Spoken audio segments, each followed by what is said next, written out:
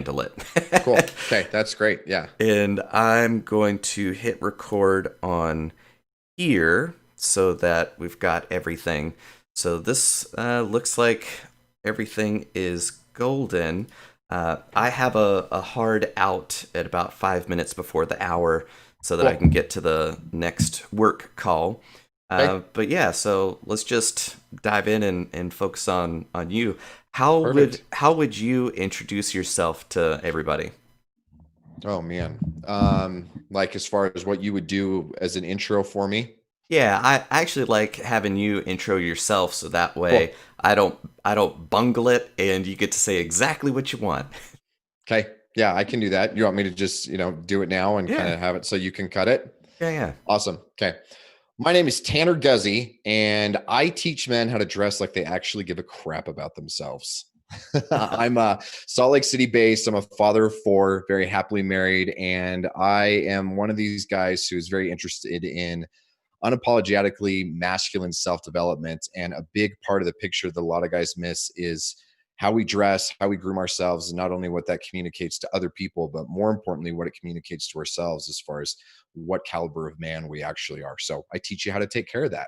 See, I usually like to start off by asking how you make the world a better place, but I think you just did a really good job of that.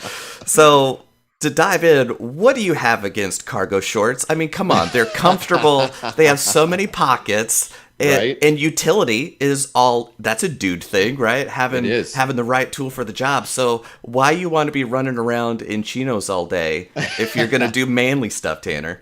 Right. Well, here's the deal. I'm not like a lot of the other style blogger guys or the guys who are in this space that there are very few things that I say are outright, absolutely never wear those types of things. One of the things that I teach is context is king. Mhm. And there absolutely are situations in which you should be wearing cargo shorts, but it probably shouldn't be your uniform 99% of the time, especially because the context of that is I just don't really think about anything and I'm just going to go be complacent and continue to wear what I've worn the rest of my life. And you're signaling to yourself and other people that you just don't care about anything. So, by all means, do not throw your cargo shorts away.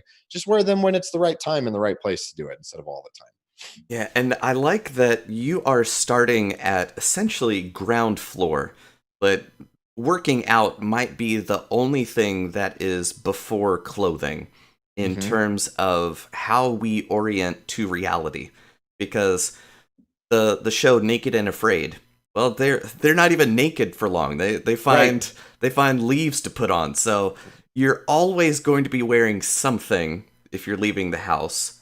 Yep. So, something that is so common and pervasive deserves at least 5 minutes worth of consideration. Absolutely. So, what is it that gives so much? Uh, what's the main source of resistance that you're seeing from, especially guys who are like, "Oh, I don't care about that style stuff. My Hmm. style is comfortable." Right? There's all sorts of common objections that you have to hear. So, Yeah. what are some of them? Well, the one that I see the most frequently, and it's become a meme that I use on Twitter and on Instagram relatively frequently, is the idea that real men don't care how they look. That somehow there's an antithetical relationship between how masculine you are and how much you care about your appearance. And so, if you do care and you do put some thought or some energy into the way that you dress, somehow that's anti-manly. And some guys will say, well, that's effeminate or that's gay or that's feminine or whatever else. And you can take all of those issues aside and just most guys are uncomfortable with that idea, or at least a lot of guys are. And the way that this has become a meme, and my followers have picked up on this, and it's really fun to kind of go through, is you look at men in any civilization, in any part of the world, at any point in history, and the one class that cared the most about their appearance was the warrior class, arguably the most masculine and the most just the toughest and the most aggressive and the most assertive in every way, the most masculine guys. They were the ones, whether it's like the winged hussars or the jaguar warriors in Maya, or the way that the Spartans dress, or the body paint of the aborigines, or whatever else it is that you want to come up with. Men have always cared about their appearance. And now ironically, we live in a time where guys do, but they feel like the only appropriately masculine way to care about your appearance is to dress like you don't care. So they've embraced this uniform of apathy, and somehow that equates to real masculinity. So Mm. that's the most common one that I see. Yeah, and that really did hit my radar too, because I've followed you on Twitter for a while and saw the real men don't care how they look. I was like, oh, that's fantastic. And then I was visiting the Chicago Art Museum, and there's a whole section of armor, and Yep, I was like, oh, this is perfect. it's So I took perfect. all sorts of photos and shared it, and I was just like, yep, this yet another example that They is care. fantastic. Yeah, yeah. Yep, they absolutely care. Another one that I see that's pretty common is the idea of that the only reason that we should care about how we dress is because of intersexual dynamics. Basically, well, my wife doesn't mind, or I still get plenty of girls anyway, or whatever else it may be. And we ignore so many of the factors that come to how we relate to each other as men, and status hierarchies, and how we measure things like, are you in tribe or ex tribe, or are you somebody that I would identify with and that I could trust, or somebody that could potentially be an enemy? And then the biggest one that's even more important is, do we see the best version of ourselves when we catch our own reflection in the mirror, or you see yourself on a Zoom video or something else? Do you see somebody that I heard somebody on Twitter just last week, he put this the best way I'd heard. He said, if you were an avatar in a video game, would you choose your character, or would you be embarrassed by what this character looks like and never touch it in a million Oh, years? that's brutal. Isn't that perfect? Oh man, that is so sharp. It's like if you wouldn't even play you in a video game, you can do something about it. That Hmm. that's And it's really pretty easy to do. yeah, yeah. The think back to the context is king detail is my background is as a performer and in traveling the world and being on stage and Hmm. having a room full of 1,000 people looking at me. And I used to have an untucked shirt and jeans, and it was overtly casual.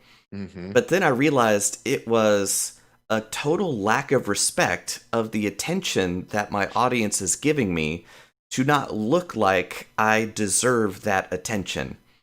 So then I intentionally upped my wardrobe game for the shows. And then I went to a suit guy and I was like, all right, total custom suit. I want something that is flashy but not obnoxious, but Hmm. one notch away from obnoxious. And I got a shiny blue suit. Like it's satin, custom, everything, interior, Awesome. just the whole 9 yards. And I get it back from the dude, take it home, and then I take it out in my living room. And then here's this shiny blue power suit in my living room, and I'm like, I have done a horrible thing. This is this is a huge mistake. There's no way I'm going to pull this off. It is atrocious. And I almost didn't wear it to my Hmm. next engagement, but I was emceeing a conference is for a whole bunch of investment bankers and stuff, and I wore this shiny suit where it was nothing but black suits, dark navy, and then I'm in this shiny reflective like safety cone of clothing. Yes. And then I'm on stage and I was like, I look like I belong on stage. Boom. And There you go. everybody all day long was just like, holy crap, that's an amazing suit. I could never pull a suit like that off. And I was like, Yep. that's why you don't have one. And Exactly. that quickly, I was just like, yeah, of course I do this. This is Right. this is what I wear. And It that's the real trick, is what it does for you mentally and internally, that you turn on in a way. And it doesn't have to be a suit. That's why athletes wear uniforms, because it yeah. turns on that you're part of the team and you're there and you're going out to compete. It's why, even if you're just putting on your BJJ gi or whatever else it may be, the clothing, that internal component that you just had click, that's what so many men miss out on, because they're just in lazy, apathetic stuff all the time, and they never get all that energy that comes from getting their style dialed in. Exactly. And it's just like for BJJ or martial arts, it's that you're basically going to lose to the person who can manage more details of finer grain than you can. Yep. If you're still trying to figure out how to stand up, you're going to lose to the black belt who can choke out three people at the same time. Right. And clothing is a very powerful, yet not overtly conscious signal that I can manage these details. Exactly. And it's one that when you're in the thick of it, when you are rolling on the mat, you don't think about your clothes. But if your stuff looks like it's more worn and it's higher quality and you've earned those, the stripes on your belt are all taped and ragged because you've been there forever. It's all those little subtle visual indicators that it gets in your opponent's head and you don't have to consciously think about it, but you're absolutely right. It does signal that I can manage more details than you can. Therefore, good luck. Good luck beating me. It's psychological warfare in a way that's so subtle most people don't pick up on it at all. Exactly. And it is a pre-awareness process that everybody knows, everybody is in on, and somehow we've all been brainwashed to believe that it's unimportant for exactly the reasons that you're talking about. I still get girls. I still right. And you're walking around with that belief and then bring it with you to the office every day Mm-hmm. and then wonder why you don't get the promotion. There's just so many ways that you don't see what dressing like a slob is costing you, Right. because it's not like people are going to take the time to come up to you and go, "Hey, Bob, you lost the promotion because You were a great candidate, but right, you had it all on paper, buddy, but right. you look like you just don't care." Yep. Yeah, No, most people can't even quantify that in their own head. And we certainly don't live in a culture where it's acceptable to be able to tell people something like that. So you've got all these things working against you as far as the directness of, yeah, you don't look like somebody who takes himself seriously. You don't look trustworthy or credible or authoritative or anything else. And so there's this dissonance between how you show up on paper and how you show up in real life. And I'm uncomfortable with that dissonance. Therefore, I gave the job to somebody who doesn't create that kind of dissonance for me. Nobody's going to say that, but that doesn't mean that it doesn't happen all the time, because it does. right.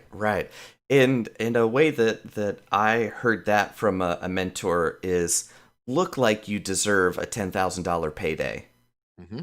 So if you're coming out to an engagement, a speaking engagement, to a show or a gig, going to be on TV, look like you belong there. And the first part is, what's my costume? What am I going to be wearing?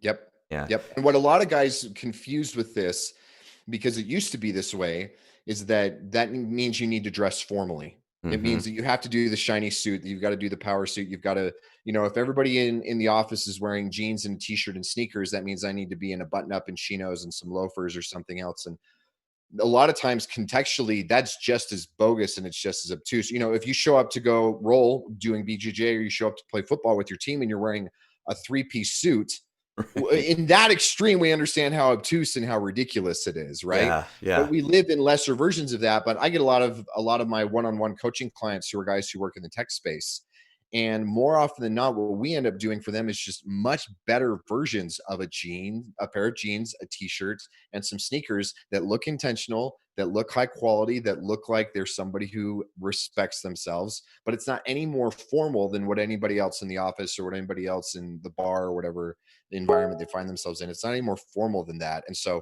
a lot of guys they make the mistake of thinking, in order to dress better, I have to dress more formally. And that's a false binary there. Right. It's kind of like you want something that fits you Hmm. physically, but also contextually, Hmm. and looks like it's yours and isn't just interchangeable with anybody else in that environment. So yeah, Yep. I like that distinction between formality and fit in physical and also kind of metaphysical terms for Yes. that.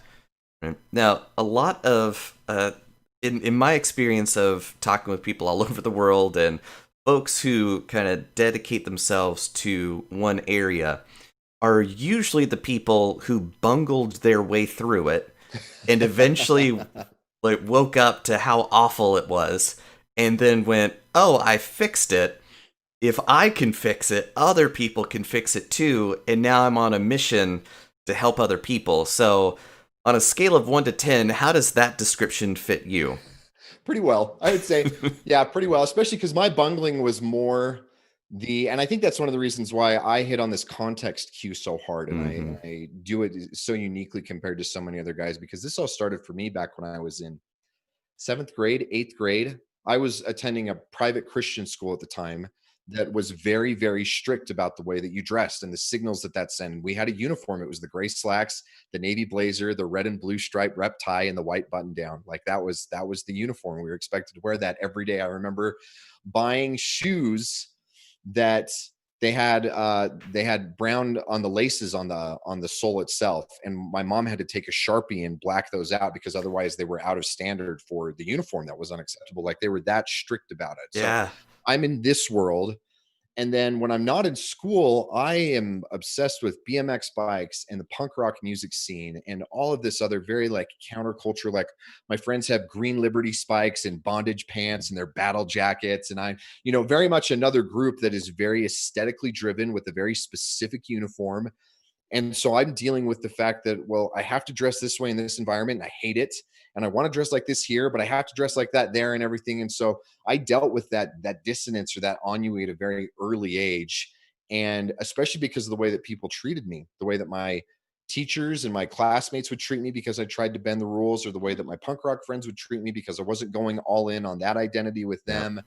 And so I started to recognize kind of those deeper, more philosophical roots pretty early on. And then as you get older, I remember going to a regular high school and I could finally dress the way that I wanted to. And I did that for years until I'm in my early 20s and I'm getting passed over for promotions. And I remember at one point, my boss literally paid me to go get a haircut because she said, People just can't take you seriously." And it's just like, oh man, I can't dress like a punk kid anymore if I want to meet my goals now that I'm trying to set as an adult. And so, yeah, I very much stumbled my way through a lot of that and had a lot of those kind of hard realizations. And then you start writing about it and start teaching people about it. So you're a sellout. Yeah, yeah, basically. If 15-year-old me could see me, he would hate me so much right now, which is fine Yeah. because I could beat the crap out of 15-year-old me and he wouldn't, he was a Exactly. Yeah. loser. He was a loser. I am so glad that I could destroy 15-year-old me. Yeah. Getting that old man strength, it's awesome. Well, can you imagine the guy? I mean, there are guys who peak at 15 or at 18 or whatever else. Like, I could destroy. I'm 36. I could destroy 33-year-old me, and that's how it's supposed to be. Yeah, yeah. I to the uniform point, I had an opportunity to be a page at the House of Representatives in North Carolina because the guy who wound up being a state representative was the dude who developed like the trailer park where I lived. Oh, So nice. that's kind of how we got to know him. And then he was like, "Hey, do you want to be a page in the House of Representatives?" I was like, "Yeah, you bet." So I'm this trailer park kid with Adidas Sambas, and I'm wearing my nicest, but Goodwill suit jacket that I Yes. could find, right? Yes. So it's just like cobbled together, barely fits it.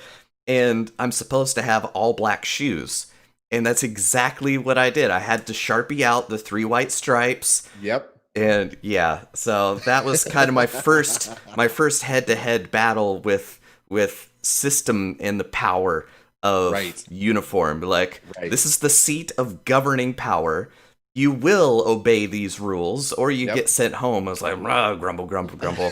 I'll follow your letter of the law, but not the spirit. Not the You can't spirit. make You me. can't make me be happy about it. You can't make me get the spirit of things. Yeah, that Yep. sounds very And then I familiar. almost got sent home because I spoke up. And pages are supposed to be quiet. And this dude was talking about this whole program that had nothing to do with what the stated goals were. And I asked him about it, and that was a huge no-no.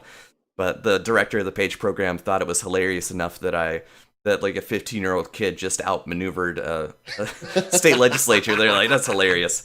Like, go for it. That's I amazing." think we would have been friends at 15.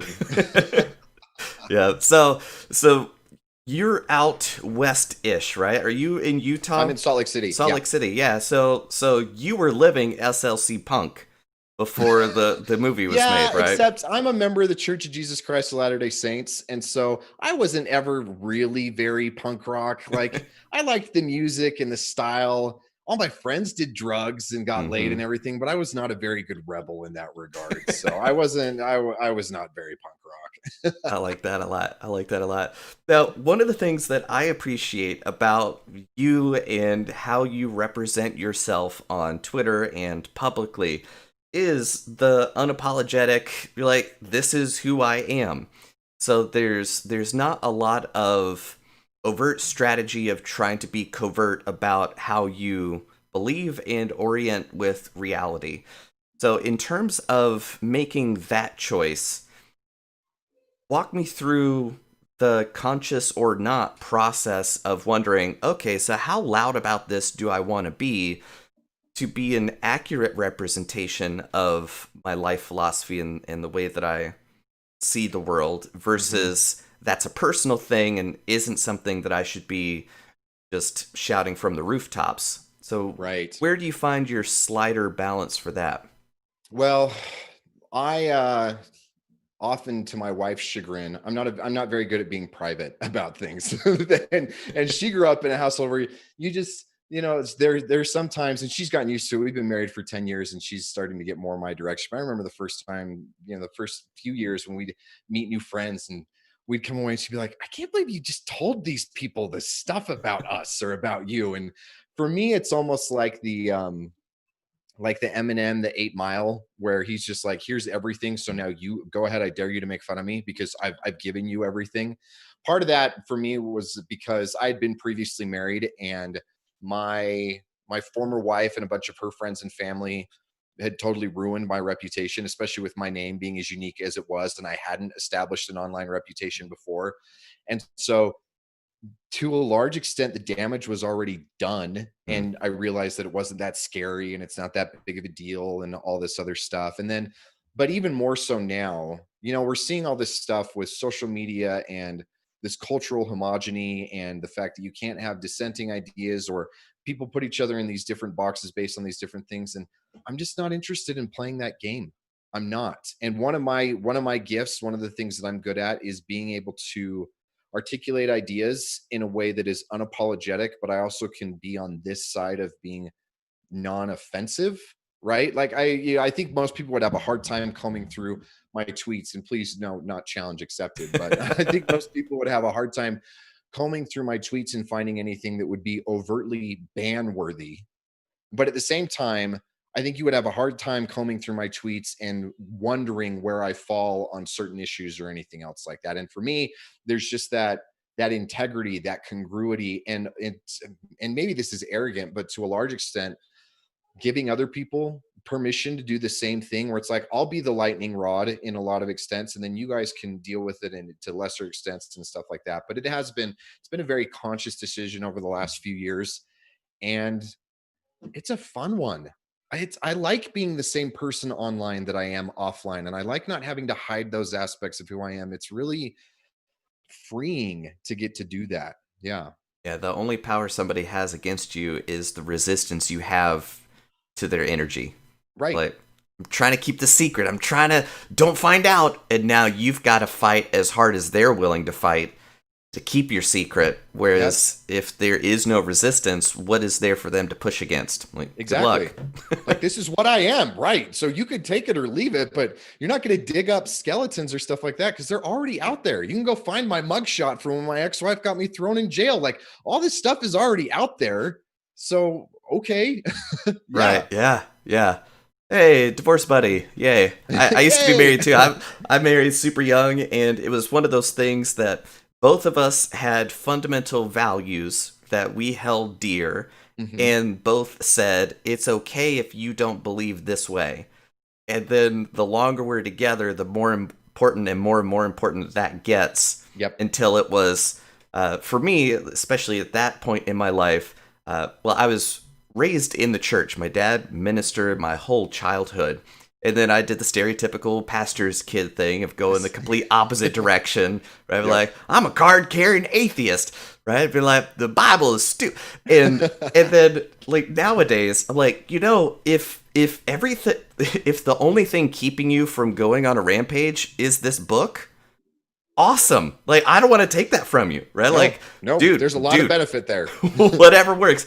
And the older I get, the more I'm appreciating the value, whether or not it's metaphysically true or universal. I don't care. I'm just like, Right. this is a really good idea for a lot Yep. of people. And a lot So of people are coming around to that, which is awesome. And then it's my goal to get you guys to come around to the rest of it as well. But that's a yeah. conversation for another day. Well, yeah, that was a big conversation. Was Jonathan? I want you to go to church. It's like, yeah, I'll go to church all day long. It's what I grew up doing. No, I want you to want to go to church. I was like, well, that's where we're gonna have a problem. And then and then it went our separate ways. But another part of it was she straight up told me that I don't find you attractive anymore. Oof. And at the time, that was brutal. Yep. Thinking back, I'm like, you did eat a lot of casserole, Jonathan. Yeah. And I always like to say, I got married, I got fat, I got divorced, I got fatter.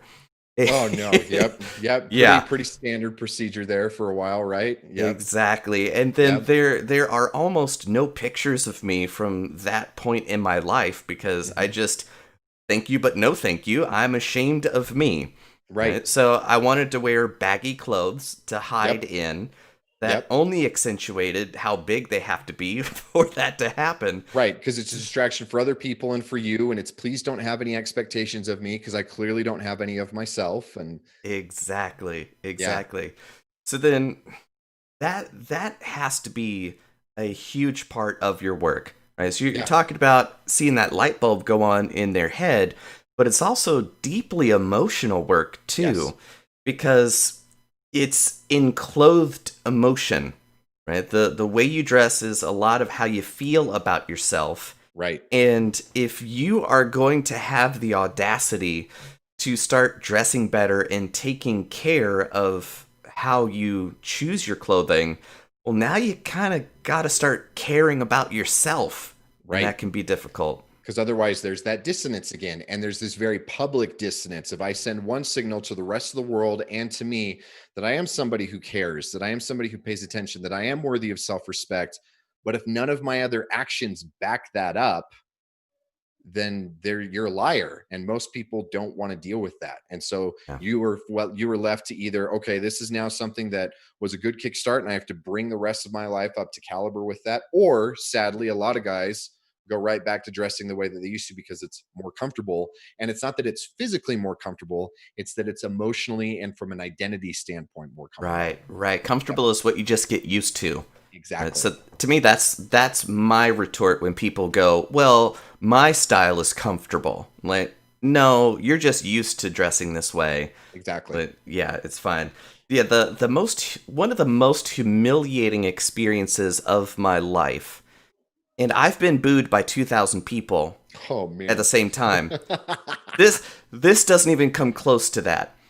Uh, well, being booed by 2,000 people doesn't even come close To this to other a one. clothing thing, which was it was after I'd been divorced, just in the midst of my spiral, and I was like, I don't know where in the world these ideas came from, but I think the chain of thought was Lululemon sells comfortable clothes, and they have dude stuff, Mm-hmm. so I should go to Lululemon. Let me tell you, that was not my best idea. Because I go in and there are just the most gorgeous people I've ever seen in my life. They're Yep. all ethereal. I don't even think their feet touch the floor. They're just floating across the store. And they're like, "How can we help you?" And I was like, "I'm looking for pants." And I got so self-conscious and so self-aware, and Mhm. they had to get the biggest pants they had that barely fit. I started sweating, Oh and man.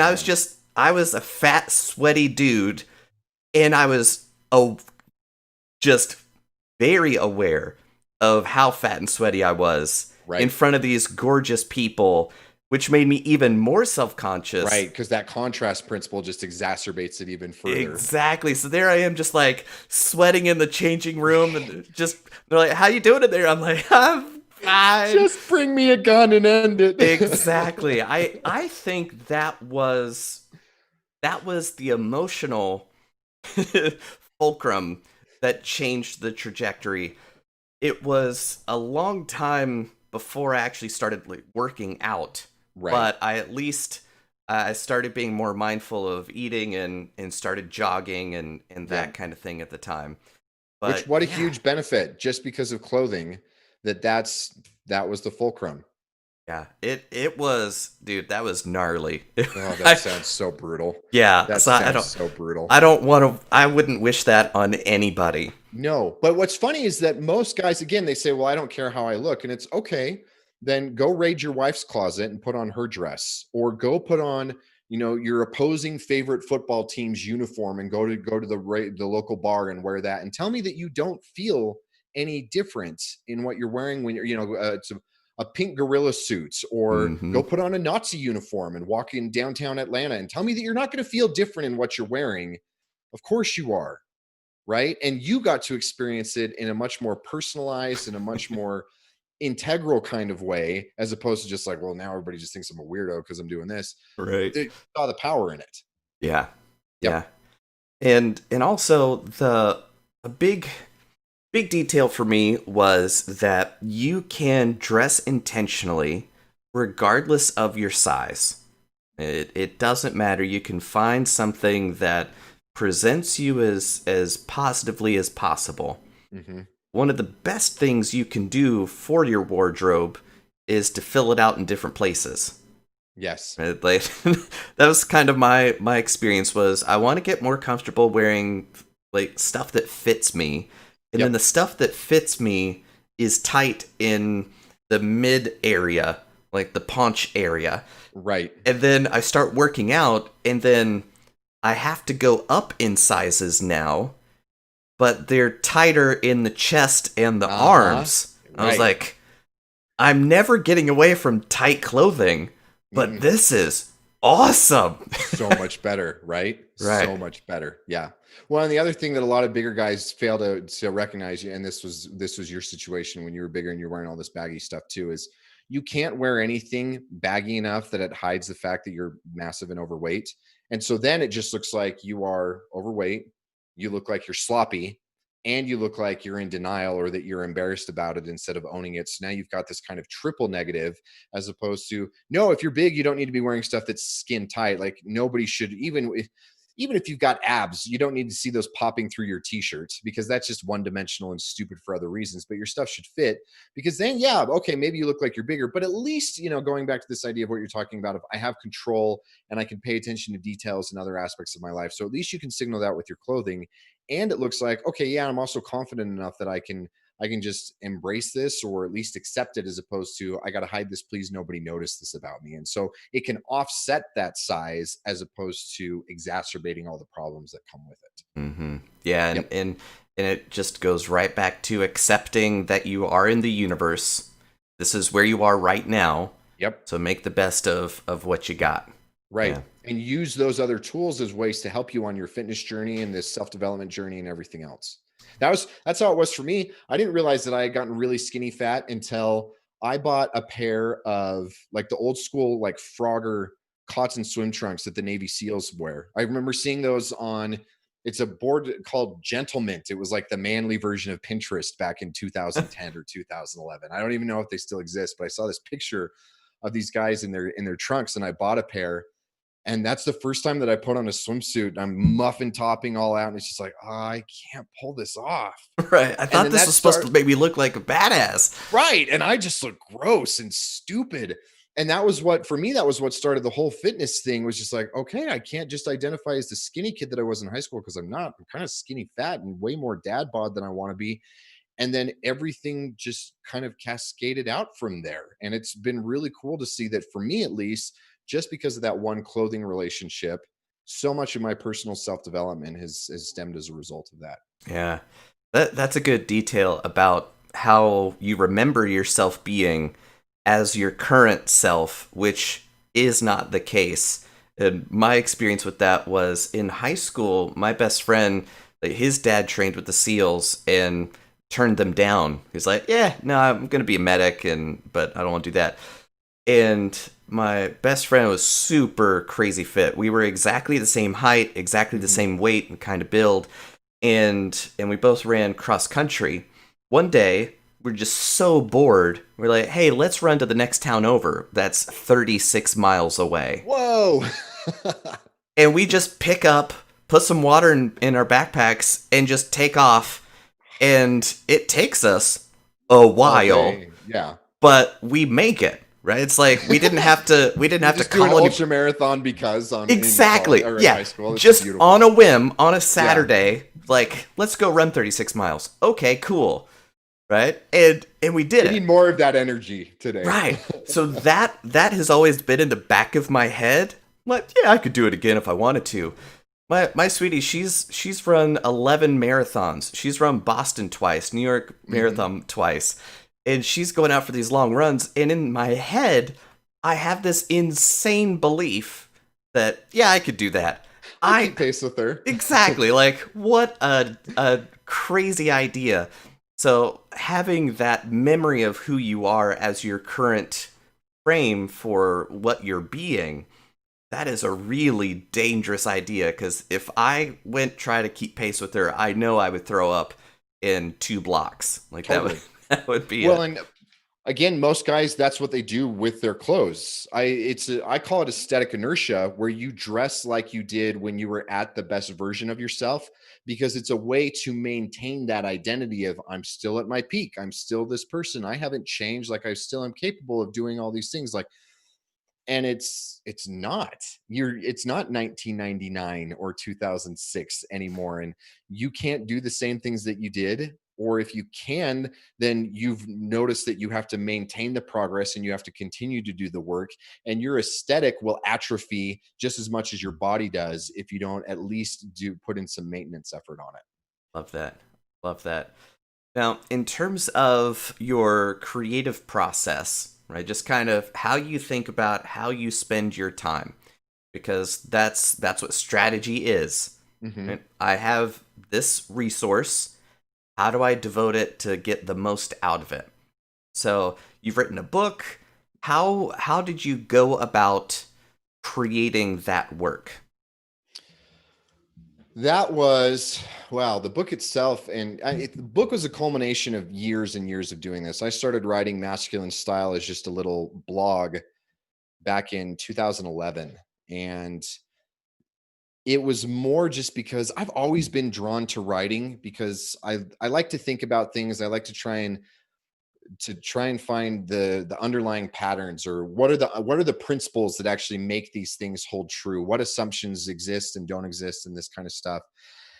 And I remember writing about it with style purely because I'd gotten tired of writing about it with politics or religion or these other heavier topics. But I thought, let's take the same approach, right? Let's still try and connect these deeper things. And then that was the same time that I had fallen into kind of the manosphere and the red pill community and was interested in that stuff. And it's like, okay, well, nobody's writing about how style relates to masculinity, and why do men care about how they look, and why should this matter?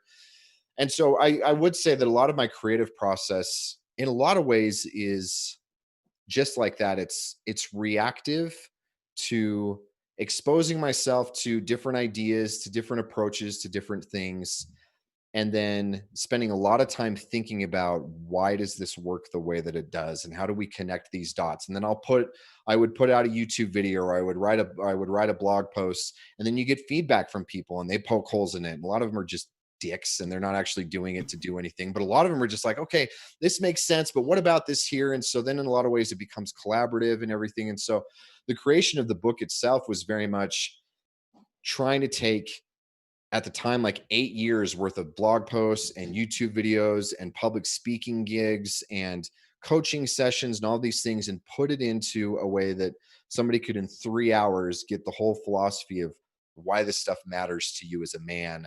And not necessarily like you need to tie this kind of tie knot, or these are the shoes you should wear this upcoming summer, but like why this crap even matters.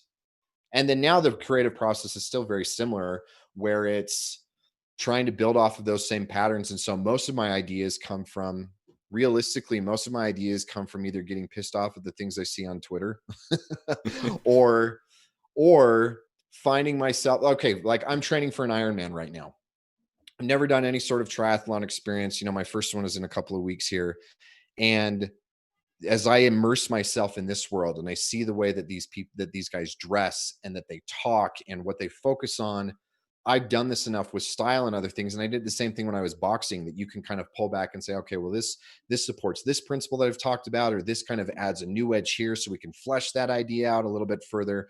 But it's always just trying to take that bigger meta picture and applying it to different scenarios, or as I'm exposed to different scenarios, trying to pull back and zoom out a little bit.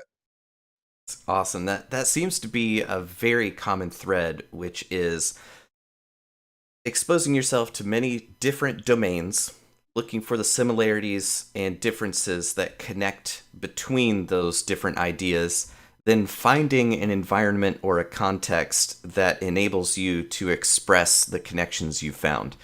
So Exactly. I like that it just keeps holding true regardless of what space you're in.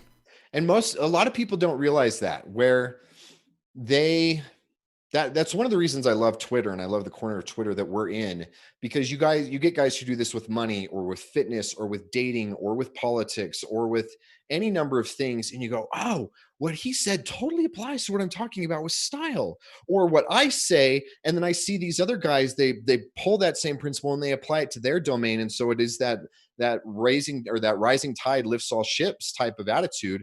And then we're all getting better at connecting all these dots together until you really do kind of create a culture that's really pretty fun to be a part of, because everybody's trying to get each other to be better in their own arenas. Finding new ways to just be better, Yep. which is awesome. And not apologize for it. Yeah, yeah, that's a big piece of the puzzle.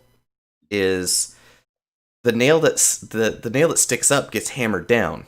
Hmm.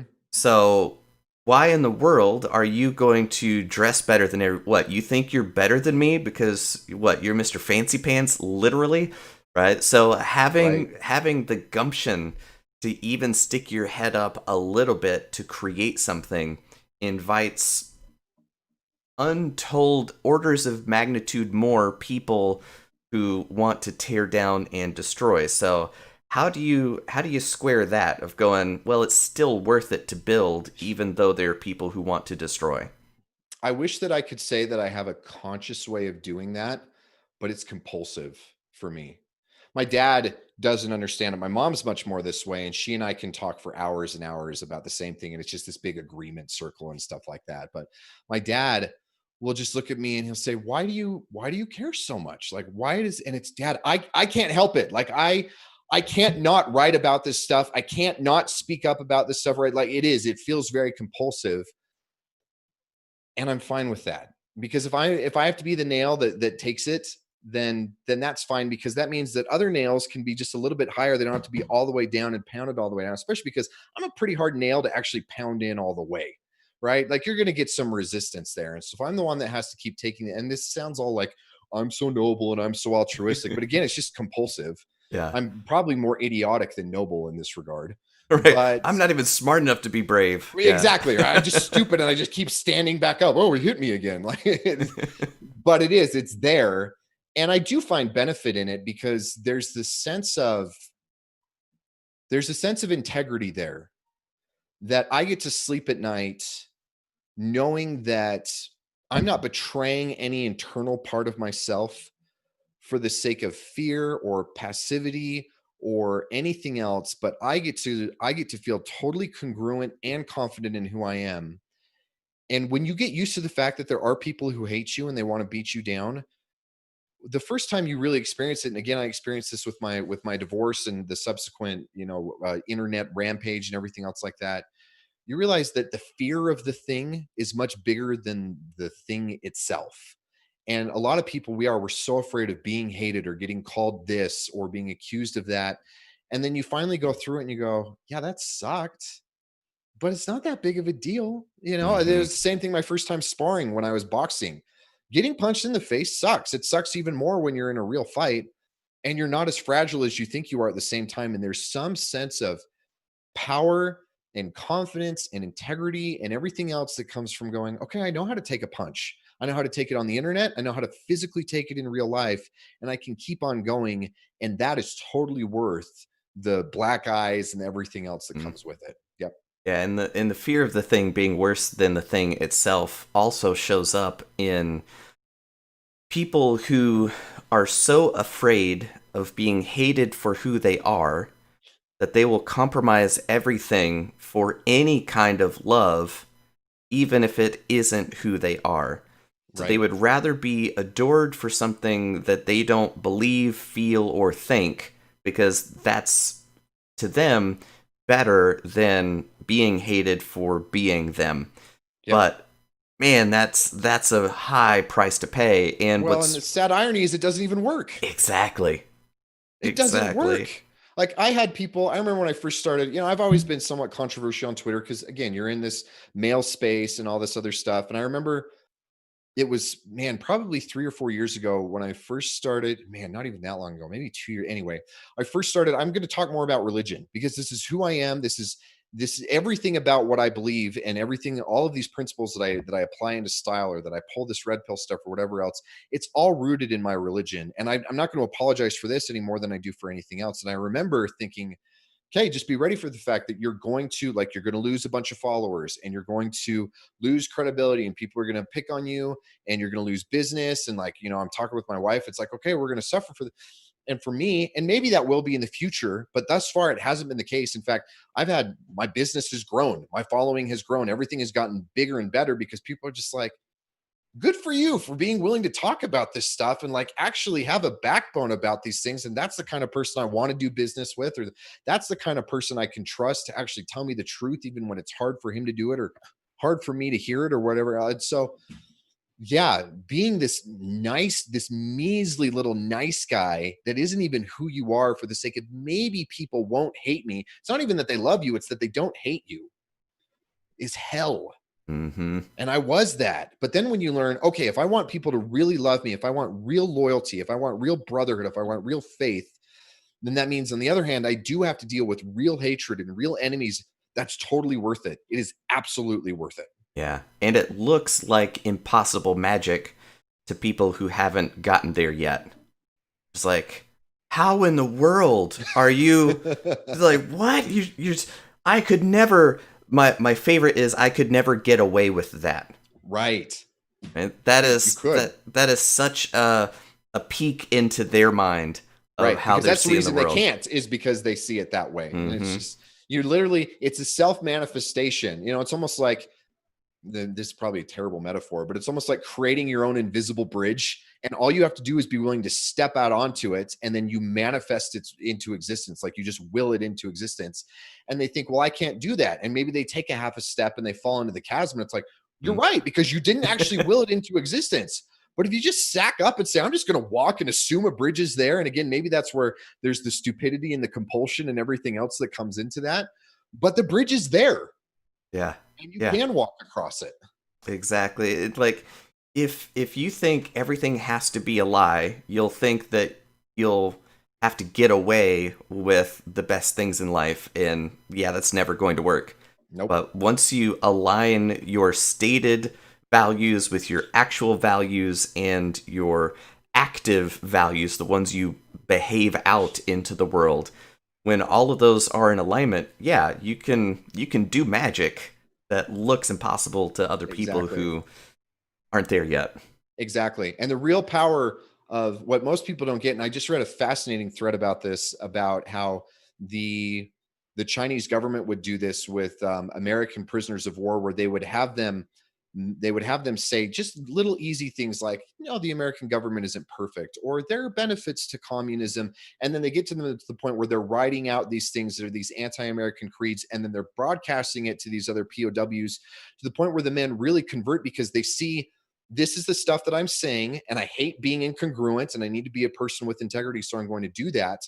And so, what these guys don't realize is that as soon as you do start speaking up, as soon as you do start dressing like you care about yourself, as soon as you are willing to say, I can pull that off. And that doesn't mean that you have to go totally crazy. It's progressive overload, like we see in fitness. You just do it little bit by little bit by little bit. But you get to the point where it does change your entire mindset. And you look at, because, again, I'm stupid for training to do this Ironman. I've never done a triathlon before, and I'm going to do one of the worst ones in the world.